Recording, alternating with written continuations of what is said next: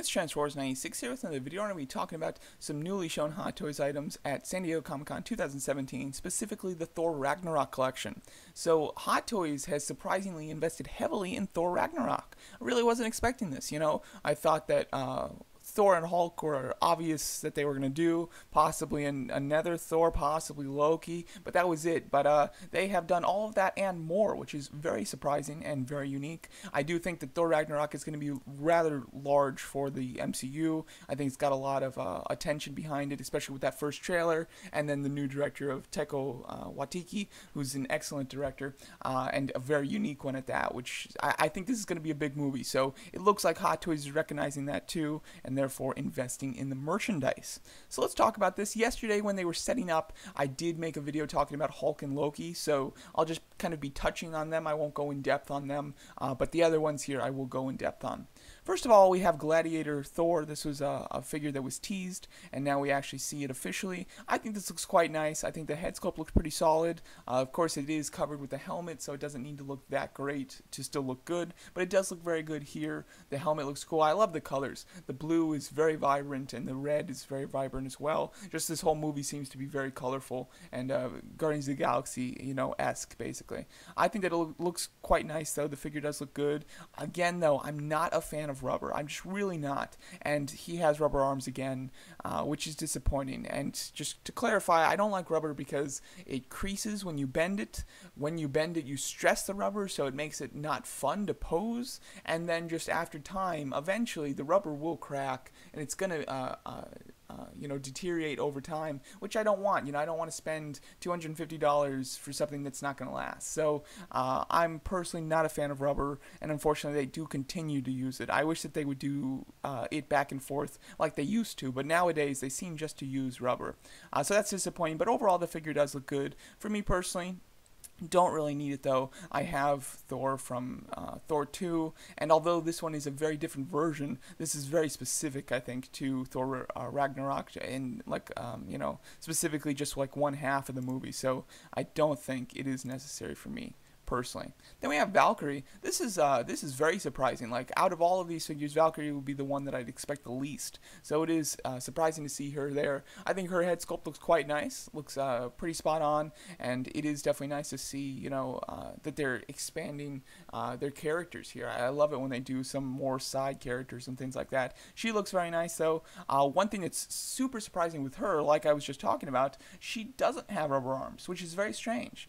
You'd think that she would, but I'm not sure if that's just because these are like a placeholder arms or what, because usually if they do exposed joints, they'll do the joint that is a hinge swivel at the elbow. They won't do the double hinge. So that leads me to think that possibly this is just a placeholder for the rubber arms that they're working on now, or maybe that this was just kind of made for the show. However, if that was the case, I don't think they'd sculpt an entire head sculpt. So I would still think that this is going to get a release, but it is very strange that it has articulated arms, visible articulated arms, but I'm very happy about that. Again, that's totally what I want. I don't really mind seeing a joint. It's not like a big eyesore to me, so I think that looks very cool. For me, I don't think I'm going to get her though, just because I'm really not like a huge Valkyrie fan from the comics, and I haven't seen her in the movie yet. If she really impresses me in the movie or something, then I could be interested in this, but for now, I don't think I'd get it, but it's very cool to see, so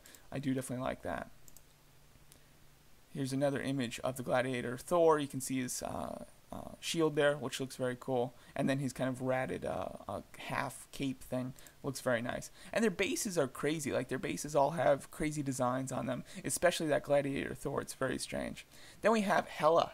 Super excited for this. I am a big MCU villain fan. Hela is an MCU villain that I'm really looking forward to, especially if the rumors or the things are true. Just a quick maybe spoiler for, it's not like a big spoiler or anything, but the general theory around this character is that she's going to be taking the place of death in the MCU. And if you don't know, Thanos is the reason that he does what he does is because he's in love with death and he's trying to impress her by causing chaos. So it looks like that Hela may be taking that position in the MCU, and therefore she'd have a role in Infinity War, or maybe she'd die in Thor Ragnarok, and that would spark Thanos' hatred towards the Avengers, something like that. I could see that happening, but I think that's a fabulous idea, and that gets me super excited, so I'm even more excited about this figure. The figure itself looks very nice. The head sculpt looks spot on. Love the expression. It looks great. Love the whole headdress piece. I think it looks awesome. My only issue is the face looks a bit big. It really does, in a lot of the photos too, so I don't think it's just an angle thing, but the face does look big, which is definitely disappointing and a little scary. The costume looks low quality in my opinion. As you can see, it's not very form-fitting, especially around the arms. There's like wrinkles in the arms there, which is very strange, and there's a lot of kind of empty space on it. You know, I don't know. It doesn't look super high grade for Hot Toys. I would expect a little bit better from the costume, and that almost scares me that maybe, you know, this is just something that they made for the show. I don't think that's the case, but it does kind of scare me that that is a possibility. Overall, though, I really, you know, I'm super excited for the character and the figure, and as you can see, she comes with those little shoulder pad pieces, so you can kind of cover it up a bit, because there are some images of her where she's not showing so much at the shoulders there. But overall, I'm very excited for this figure. I would love for her to come with a secondary head sculpt, or a secondary like hair piece, so you could take off the head section helmet thing and just have her hair, because her hair does look very cool. Although, you know, then she'd need the black makeup around her eyes, so it would be great if they did a secondary head sculpt that came with that look, because that's a very cool look as well. So Hela is a must-have for me. I'm just worried that they won't do her, because Hot Toys is famous for showing MCU villains and then just never making them. Now, again, I did already talk about Gladiator Hulk in a separate video, but I'll just touch on it now that we have some higher quality images. It looks really cool. I've seen a lot of people complain about it. I've seen a lot of people say that they love it. People are really back and forth. This is what I was expecting. I think that a lot of people expected like a new Hulk mold or something. I don't know, but I expected them to do this, where they reuse, you know, the pieces of their original Hot Toys Hulk to make this, you know, and obviously just redo the things that they had to. So he does have visual knee joints, which again, I'm happy with. I think that people they always want rubber, but I think that the minuses to rubber definitely outweigh the pluses of the visible knee joints. So I'm very happy that they did this, but I know a lot of people are complaining about it.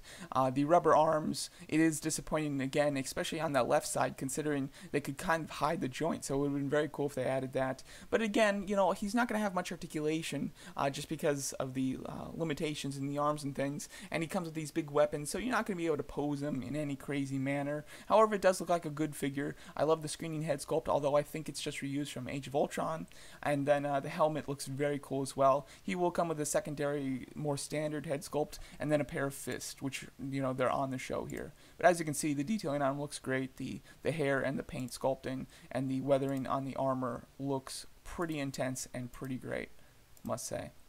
And then we do have another version of Thor.